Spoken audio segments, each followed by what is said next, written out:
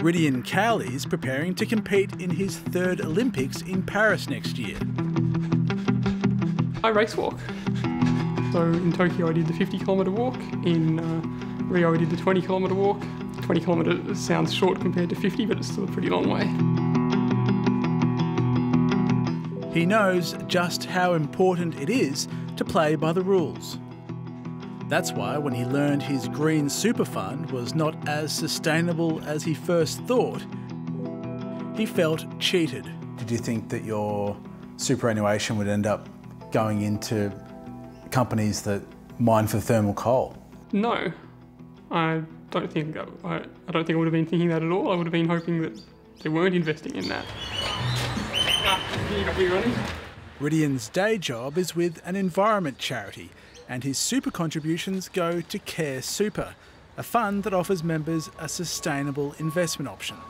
Knowing that there was I guess a sustainable option was attractive to me because, I thought, well, it means it's less likely that there's going to be anything invested in things like fossil fuels, because that's not really where I want my money to be going. Investing in Care Super's sustainable balanced option is your chance to help create a more sustainable world for future generations. But an ABC investigation has discovered Care Super's sustainable balance option has almost $14 million invested in companies that make money from fossil fuels. That's almost 8% of the total shareholdings of the balanced option. The explanation for these surprise fossil fuel holdings can be found in its investment policies. Care Super's sustainable option doesn't completely exclude fossil fuel companies, just those that make more than 10% of their total revenue from the sector. BHP made $3.5 billion selling thermal coal from its open-cut mine in the Hunter Valley last financial year. But this only made up 6% of its total revenue, so Care Super's not breaching its own sustainable investment policy, even though it owns $12 million worth of BHP shares. But 730 has found BHP made a further 14% of revenue from metallurgical coal.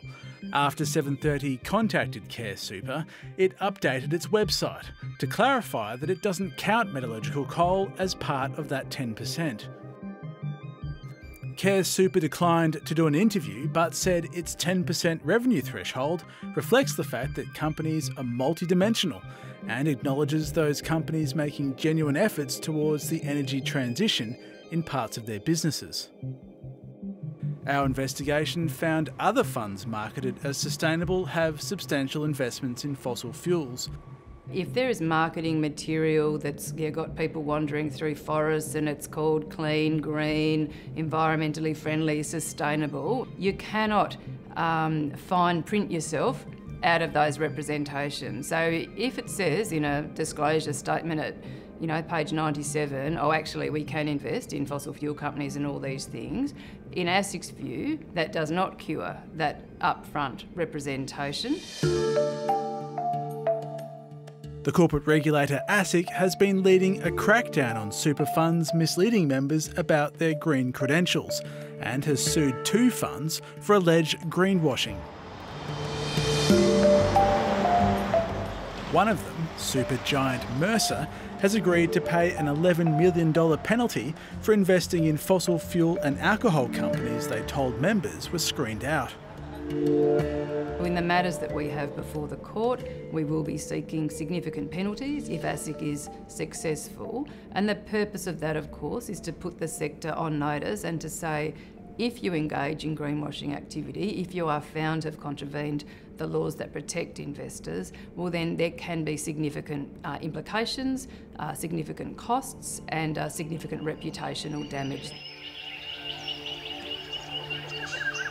I like to get out and walk and be in a place like this as often as possible.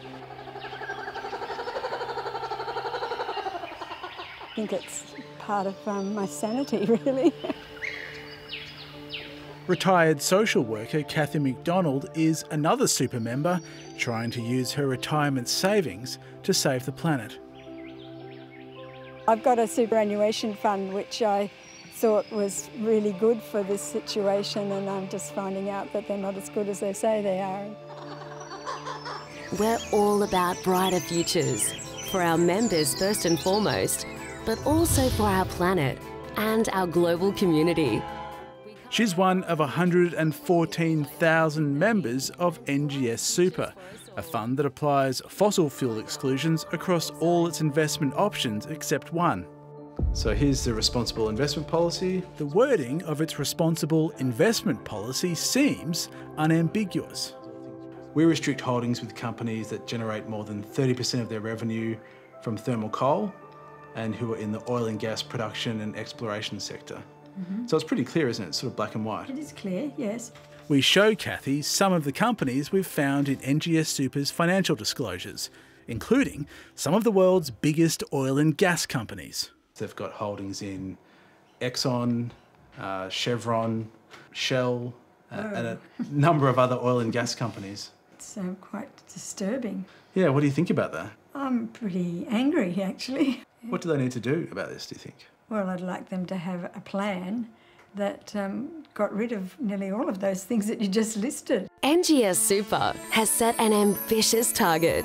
We've found NGS has almost $500 million invested in companies that make money from fossil fuels. NGS declined to do an interview but disputes this figure, saying its investments in fossil fuel companies amounts to $127 million. But it didn't say which companies are included in their total. It says BHP, Rio Tinto and Worley, which are included in the ABC's analysis, aren't fossil fuel companies. It insists it's not misleading members. In NGS's responsible investment policy, it states that it excludes investments in companies in the oil and gas production and exploration sector. But there's a footnote. That footnote says that NGS determines what is and isn't an oil and gas producer using something called the GICS sub-industry. NGS tells us this is an investment industry classification system, under which the likes of Exxon, Chevron and Shell aren't technically labelled oil and gas companies. Instead, they're what's known as integrated oil and gas companies, because they produce other products as well. That technical distinction is lost on Kathy McDonald. Do they need to sell these shares, do you think?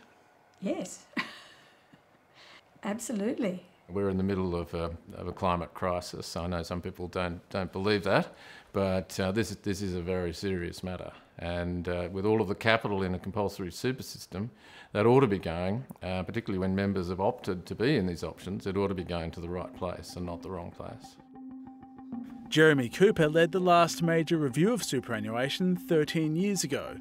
He says many funds are shying away from tougher sustainability policies because they're worried about falling foul of regulations that force them to put financial returns before all else. And he wants the government to change the rules. Firstly, you'd widen the family of benchmarks that currently apply to their performance.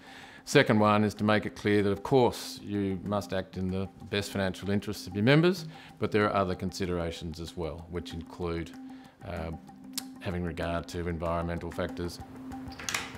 The federal minister responsible for superannuation says the government is considering a regulatory shake-up to encourage more green investment and force funds to deliver on their sustainability promises.